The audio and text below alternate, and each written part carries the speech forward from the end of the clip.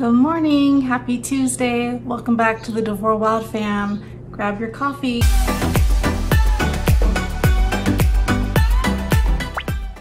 So I got up early this morning and I worked out, and then I actually put on actual makeup, like eyeliner and eyeshadow. I don't know why, I just had time to do it. And then tomorrow I go into the dermatologist to get all the stuff on my face worked on, and he said my face is gonna be really kind of scabby, so I probably won't be able to wear makeup for a week or two. So I thought I would try to look nice for you all today. Anyway, I am gonna try to do our month-long dinner. Oh, well, okay. That was actually the dermatologist calling me right now to confirm my appointment tomorrow. It is so bright. Anyway, I am kind of nervous about the biopsy. That's probably going to be a long wait because he was worried about the shape and the color. But I'm sure everything is fine. So anyways, back to, I'm going to plan my menu for the month. I'm going to make sure, go through all the meat that we have and plan my meals around everything that we have in our pantry and our freezer. It should be fairly easy. I'm pretty sure that I have enough food for 30 days, and we can do a lot of meatless meals too. Tonight I'll be using what we have left over of the rice I made a few days ago, and I have some frozen meatballs to I'm gonna cook up, and then maybe some brown gravy and some vegetables on the side, or a salad. Just something real simple tonight. Last night we had farmhouse stew. I have this cookbook, let me show you. Okay, I have this cookbook and it's used, so the cover, it didn't have the cover, so I don't know even what the cover looks like. I got it at a library sale. It's called the Old Fashioned Cookbook, and I love it. There are so many pioneer recipes in here, depression recipes, and stuff from the 1700s, 1800s. It's just a really neat book. So they have this recipe that my family has come to love called farmhouse stew. And basically all it is a pound of ground beef or ground turkey and a ton, a whole head of cabbage, onion, some diced tomatoes. I'm trying to find it. Anyways, it's really yummy. We never have leftovers of it. It's gone. And the cabbage makes it really, really filling too. I have one bowl with the piece of bread. We had it last night with my homemade bread, and I was stuffed. When we have that meal, because sometimes at night I'll want to snack around 9 o'clock, 9:30.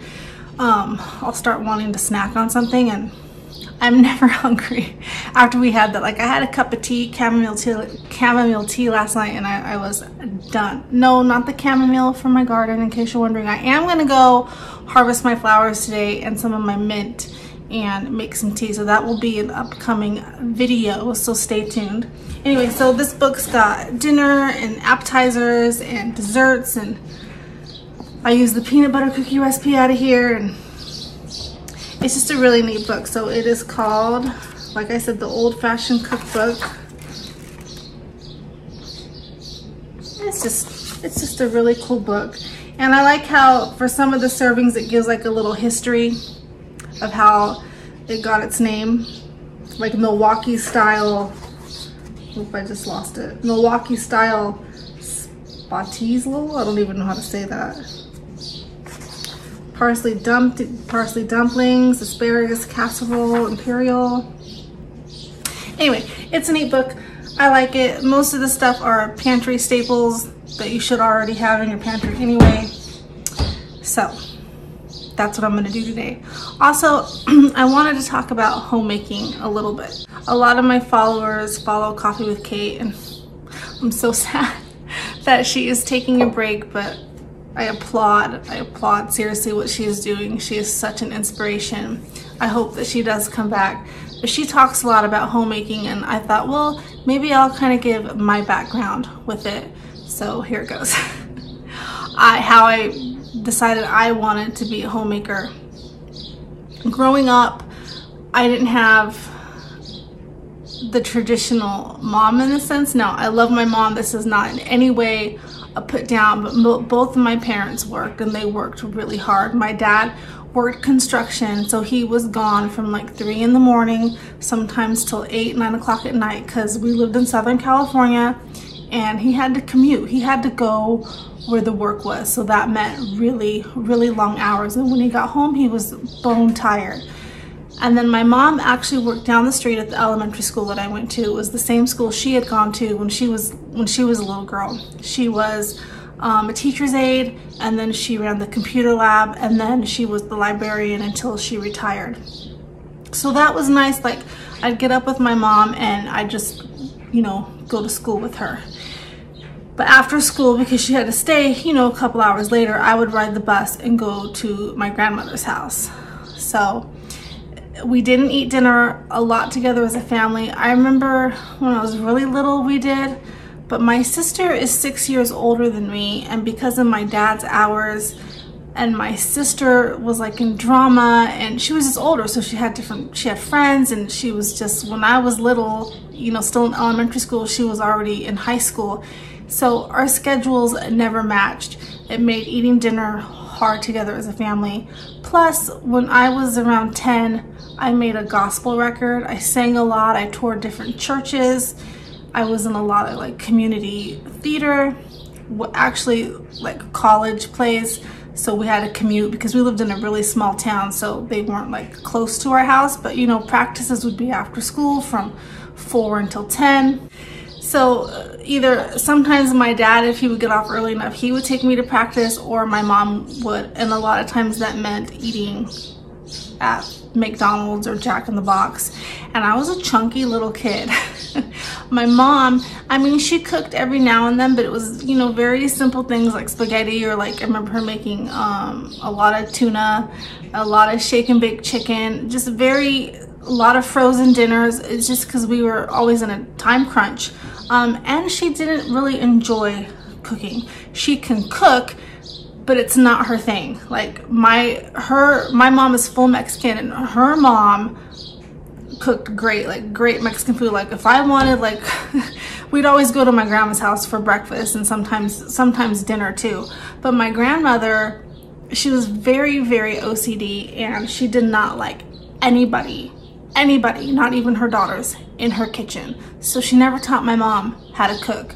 My aunt, who's 14 years younger than my mom, and a little bit more of a rebel, she would go in the kitchen anyway and watch my grandmother cook, even though my grandmother would be like, you know, out of my kitchen. She just didn't like anybody in her kitchen. So my aunt learned to cook some stuff from my grandma, but my mom, she never did. Plus, because my grandmother didn't speak English and my grandfather worked a lot, my mom at a very young age, at like 14, had to get a full-time job. She took care of the bills. That was her role in the family. So she took care of all that stuff at a very young age and worked full-time and went to school. So she never really learned how to cook. My dad grew up in a very poor family, and his mother learned how to cook out of the pantry and gardening and using what they had. And so he learned that, and he tried to teach that to me. His mom did a little bit, but she didn't live close, so we didn't see her very often. But when we did visit, she'd always tell us the stories. So when he was home, he would try to make stuff, and he liked to barbecue. And at one time we had chickens and cows, which my dad slaughtered. That was hard. We kind of had like a little mini farm. My mom hated it. Absolutely hated it. I remember trying to collect the eggs, and we had a really mean rooster. I have scars on my legs still. So my dad got rid of that because he also didn't have time to do it because of his hours. So I just kind of grew up in not the typical, you know, sit down and eat dinner together family. My parents were great. I was very loved. We were just very busy. We ate a lot of fast food, a lot of convenience food, like prepackaged, and I was a chunky I was a chunky kid. And then when I got out on my own and I was married, my ex-husband, I didn't really cook. We ate out a lot. I was used to that routine, and because my ex was military, he was gone all the time, and I just didn't eat. plain and simple. Like, I'd have a bowl of cereal after work. That was my diet. Coca-Cola and cereal and gummy bears. I swear that is what I lived off of in my 20s. Mini wheats. It was really bad. So I didn't really know how to cook either. My mom taught me some basic things, but I was clueless, okay? So I really was. Then when I met Adam and I got married to him, I remember the first time he took me to meet his family, and I felt like I was in a movie, like a TV show or a book, because his mom had this bread basket out and salad and all the dishes on the table, and they all sat down and they all ate dinner together. And I was like, what? Even her sons, like, they didn't live at home anymore, but they would come like twice a week and they'd still eat dinner as a family together. And even my mother-in-law and father-in-law, they still to this day will sit down and have breakfast, lunch, and dinner together at the table. And so that was very new to me. And I already had Allie and Parker from my ex. So when I married Adam, I wanted to install that. I wanted that to be how I raised my kids. Again, this is not bashing my parents at all. We just had a different lifestyle. I don't regret anything. I am thankful for everything they did. My mom and dad were taxi cab drivers for me, and my sister with all our practices and rehearsals. They gave up a lot of time, but I didn't know how to cook, and we didn't have that family sit down, and I really wanted that for my family. As a little girl, I loved books like Little House on the Prairie. My favorite parts of those books are when they're cooking and baking. I loved those parts. I loved cartoons to this day, like the perfect cartoon, like Little Bear, the cartoon Little Bear, the bear with the apron on, and she'll mix stuff in the bowls and clean her hat, like the house is always tidy. I love stuff like that, and I wanted to be a homemaker. Even in my 20s, when I was wild and I thought, oh, I don't want kids, there was that part of me that if I did have kids one day, I wanted to be able to stay home with them and learn how to cook and learn how to bake and do all that domestic stuff. My mom teases me. She's like, you're so domestic.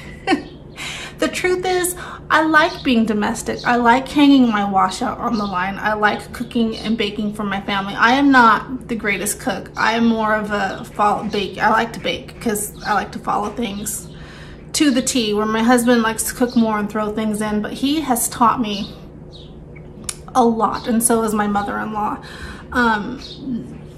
Just using what we have too, like those are my favorite kind of YouTube channels. That's why I loved Coffee with Kate, because I felt like most of the stuff I was already doing, but just to hear somebody else doing it just inspires you and motivates you even more. So I wanted that kind of life for me and my kids. So I make it a point.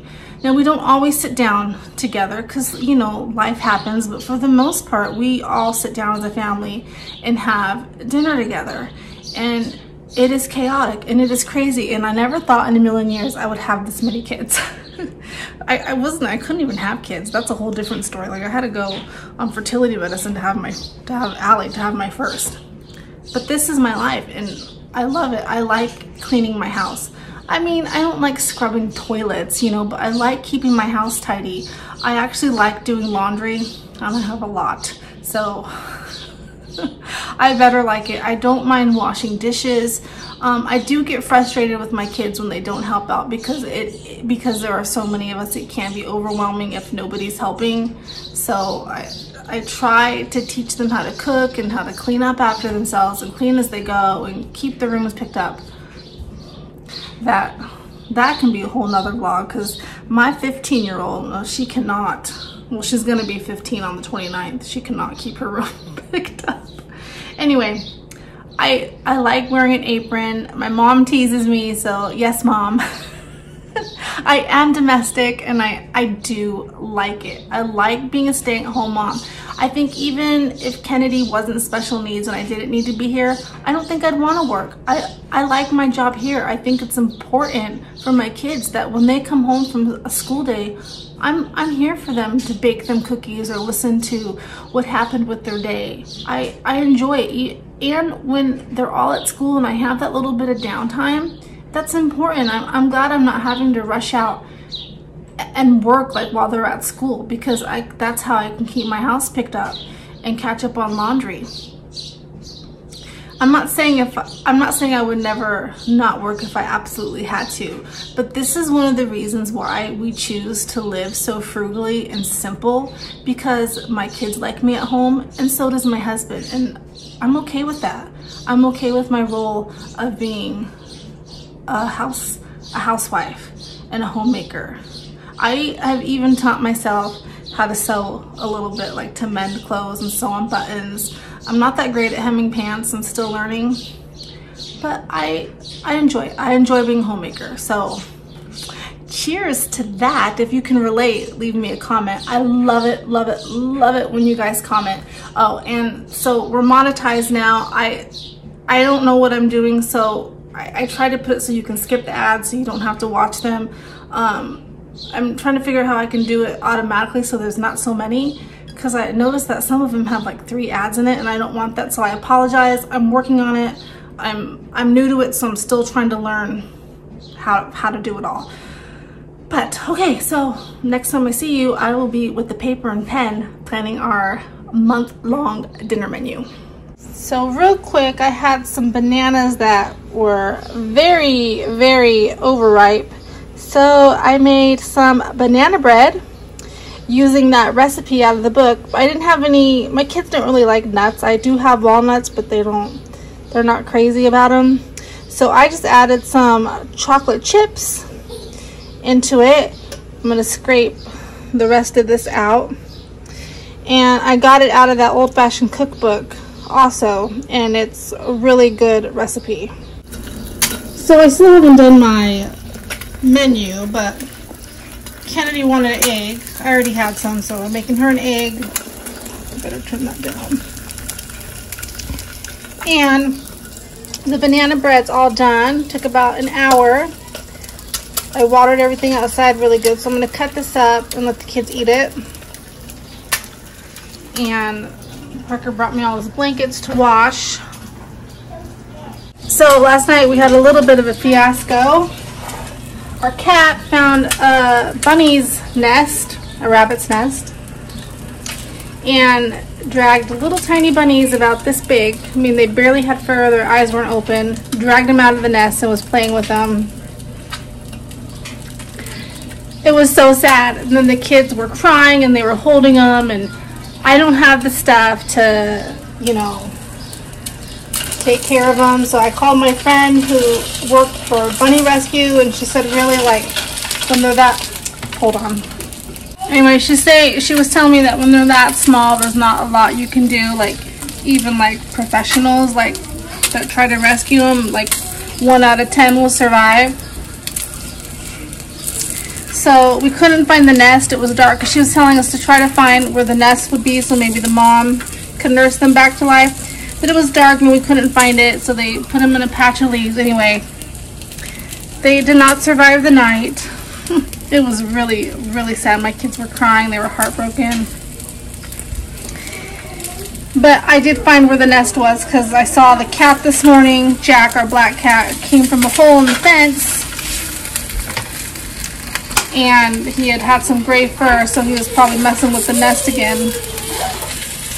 But it was in the neighbor's yard. Man, I cannot talk and cook eggs. I'm burning my egg. So the kids wanted me to show you the bunnies, but I don't know. It's really sad. I don't know if I want to go look at them again. I mean, they were teeny tiny, and then right now they're really mad at Jack. But I try to explain to them that cats, they're just natural hunters. He wasn't eating them, which is even more sad because he was playing with them. So they had little tiny cuts. They could have survived if they weren't bleeding. I mean, they weren't bleeding bad, but because they were so little, I don't know. I can't show you. It's just so, it was so sad, you guys, so sad.